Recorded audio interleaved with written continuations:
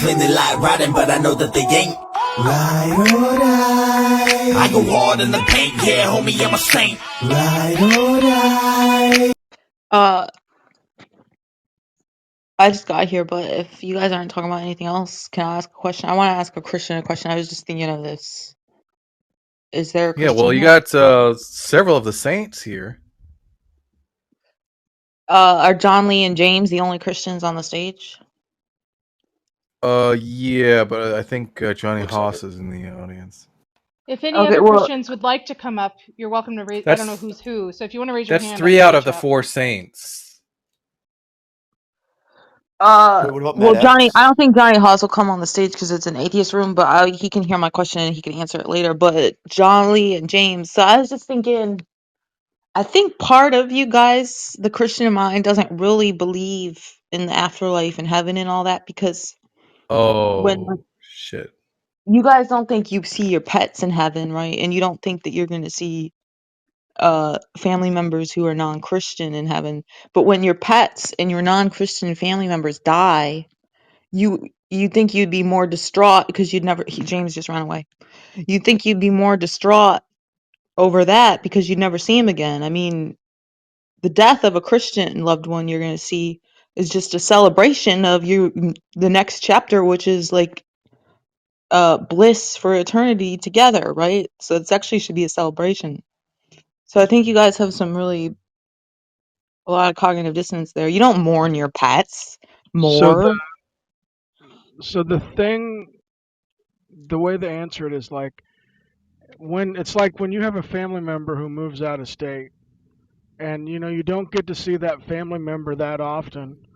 Well, when my grandmother passed away, I realized that I'm not going to get to see her until I get to heaven, which is many years later.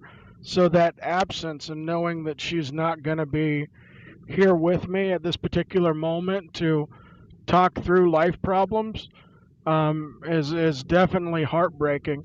But it's also a celebration because she's no longer in pain and she's in heaven right now. Really quickly, I have to interject with Johnny Haas says Deuteronomy 24:15. Wait, You shall Tom, give him can we his get John wages to on the read it? same day before the sun sets, lest he cry against you to the Lord, and you be guilty of sin. Oh, snap. Wow. Wow, Johnny Haas coming in with the scripture. Wow. That's a good one. Wait, but James, I don't see how what you just said adjust what I said. So have you ever It had a didn't. dog or a cat? Wow. It didn't If address it. John has the means to pay today, he should pay today. I Oh, agree, John. maybe you could explain the dichotomy because you're saying like, are you saying that because are you asking me if I believe that all dogs go to heaven or don't go to heaven? Yeah, well, I just assumed you don't think that dogs go to heaven. You don't think they I, have d- I souls, think that right? I think that the Bible's silent, but to say that there won't be animals, I don't see that as being the case because we'll be eating in heaven, and so it's like you could potentially have animals. We could have barbecues. I'm not completely sure on that one, Godless, to be honest with you. And what you did say, though, you just assumed that your grandmother is in heaven, and you'll see her then. But wait, you're not. When your dog dies, you think that you might not ever see your dog again. But like with your grandma, you think you're gonna see you believe you're gonna see your grandma in heaven, but you don't. You're agnostic about whether or not you're gonna see your dog in heaven, right? Yeah, I would be agnostic to dog in heaven, pretty confident in grandma in heaven. Okay, so when your dog dies, it should be a different kind of mourning. Like there should be this extra sadness because you're agnostic about whether you might see your dog again. You you think it's possible you might never see your dog again, but you're confident you'll see your grandma dog again. So there should be some kind of a feeling in mourning that you feel for the dog that you don't feel for the grandma. Well, I think there's a human dog distinction in the sense that my grandma is valuable because she was created in the image and likeness of God. The dog was not. The dog was a good creature that God gave me for a period of time, and I celebrate and mourn the fact that it will no longer be with me. But it's a completely different thing. Like I've never mourned or could see mourning in it.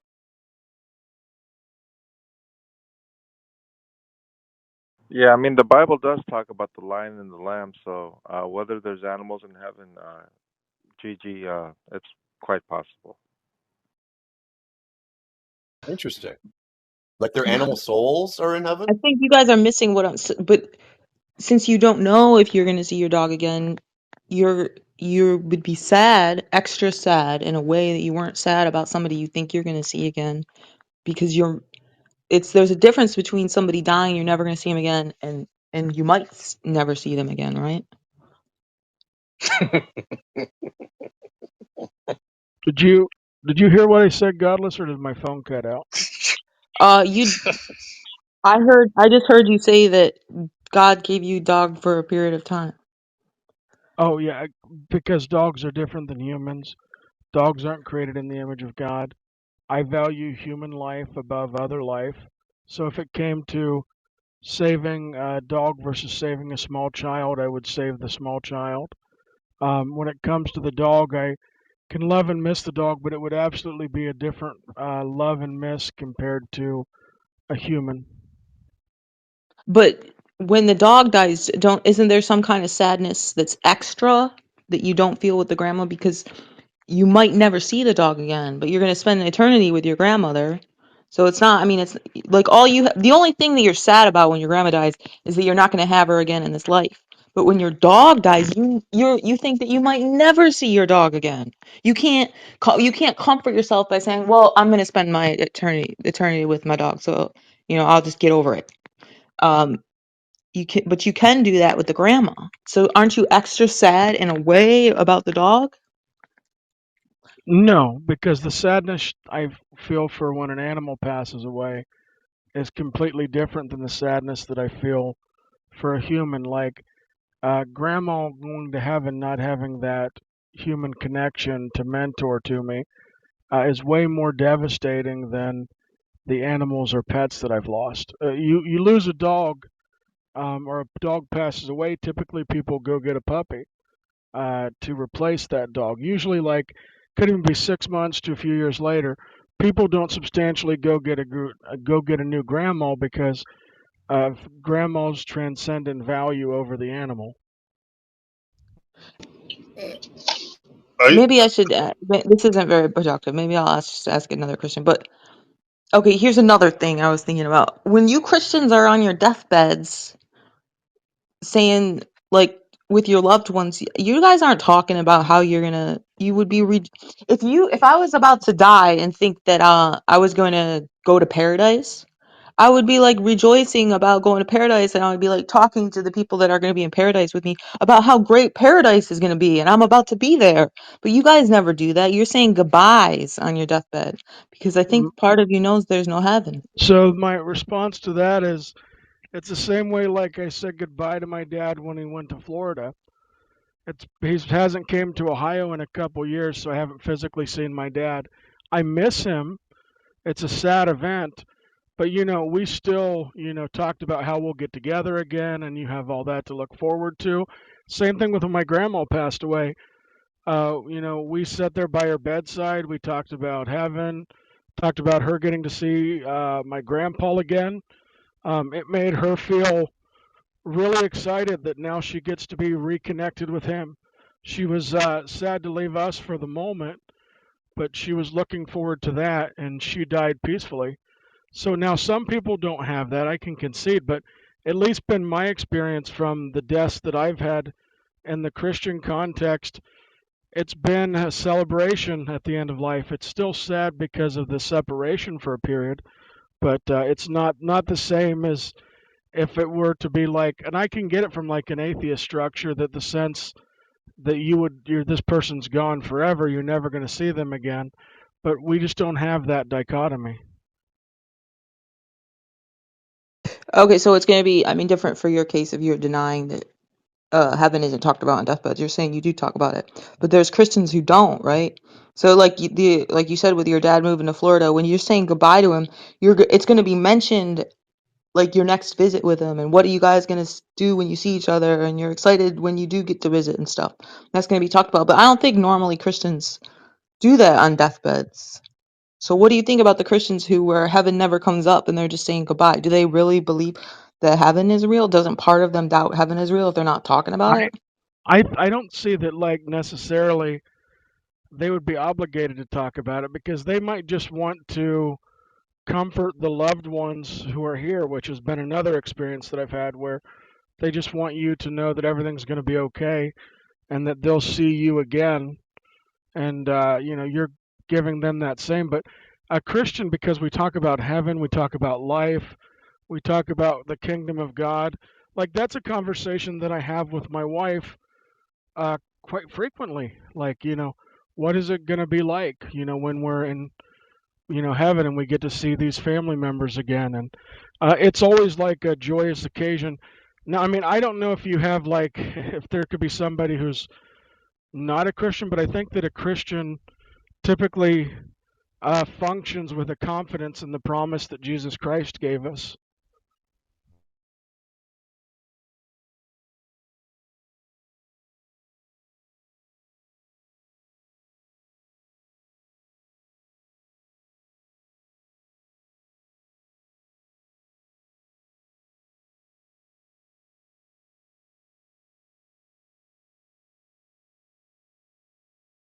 I mean, I haven't been on many deathbeds, but I had a really fanatically Catholic aunt who used to like threaten me with hellfire when I was a little girl and stuff.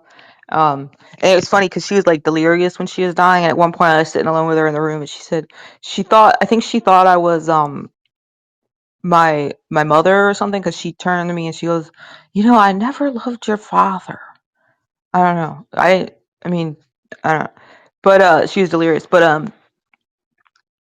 uh that was irrelevant to what I'm about to say. Like she had a bunch of Catholic family members who like talk about their religion all the time, like surrounded by her on her deathbed, and none of them and her neither none of them mentioned heaven. They were like just saying goodbye to each other. Isn't that weird? I mean, Like if they really believe in heaven, why wouldn't it be brought? It seems like if you're about to die and you think that you're going to be in heaven, and all these people surrounding you think that they're going to see you again in heaven, it doesn't seem like, oh, that's an uninteresting fact. Let's not mention that when we're like saying our departure goodbyes. It's really weird.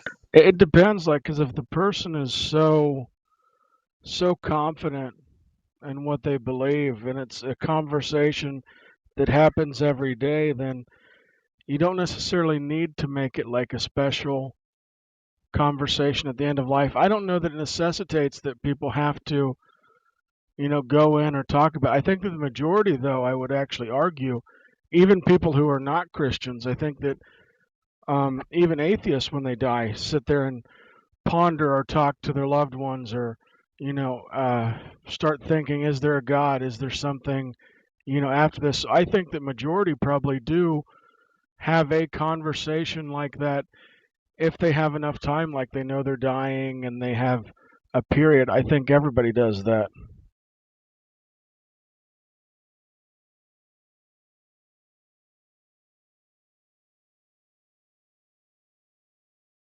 John Lee, how come you're silent? Just playing poker. But you could ask John Lee now, and then I'll mute up and see what his answer is to you.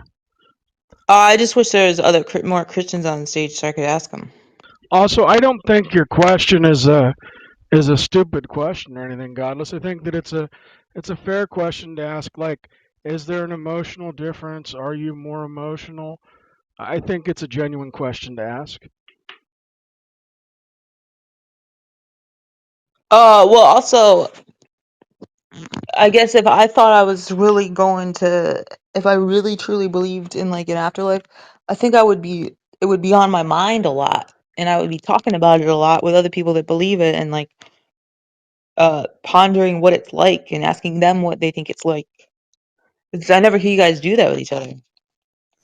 So typically, when we have those conversations about Jesus, the afterlife, what it's going to be like. Those are more in-house discussions. Like we don't bring them to the forefront or make them like a big argument or something that we're going to have with an atheist, because these are beliefs that we have that we know to be true. They're not like That's not a topic for debate in that situation.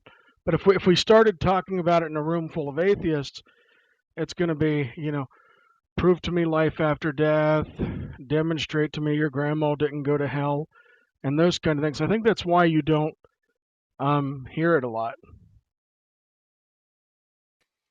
I don't really understand the in-house discussion thing, because it's not like, Nobody you know, does. yeah, I mean, if the idea is behind closed doors, we're gonna talk about it like the Freemasons or something. Like, I don't understand that, right? Like, you'll talk about all sorts of things. And I'm not saying you have to have a stage and invite a bunch of atheists, filthy atheists up and, debate it or anything. But I don't think any of us have heard like Christians just have a stage open and they like really discuss these things. Because it seems like it would be the same as like, playing Dungeons and Dungeons in public or something.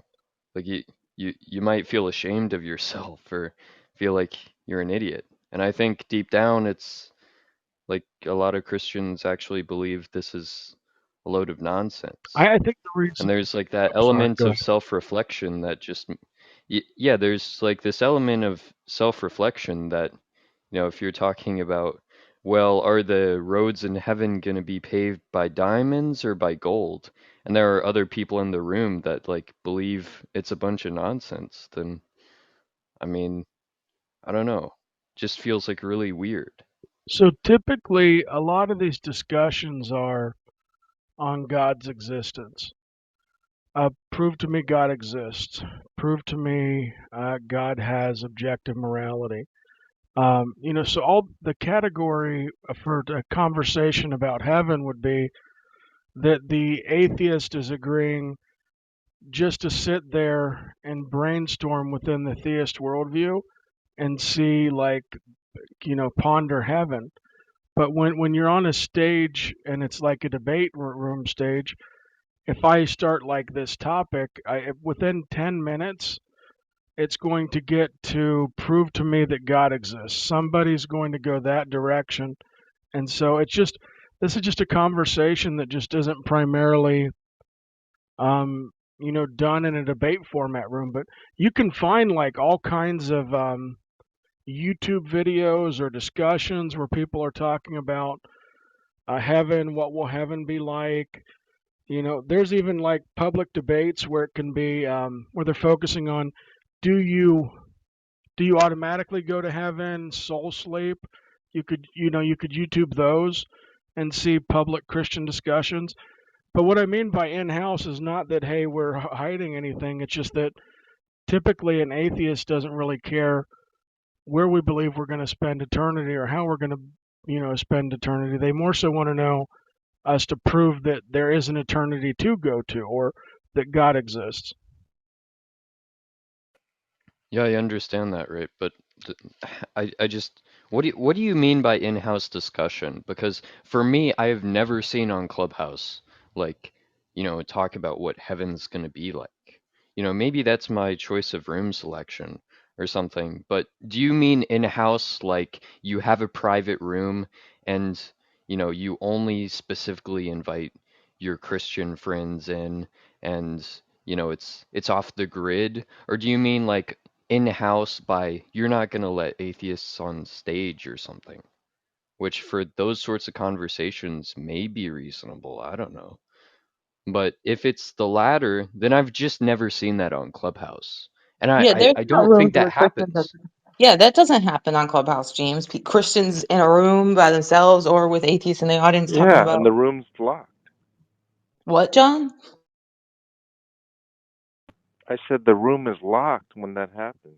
That doesn't. Come on, guys. You're saying that there's Christian rooms on here that are locked that have they sit around and talk about heaven. No, I mean, I can tell you this, The that, in-house discussions you're talking about. Those are but locked.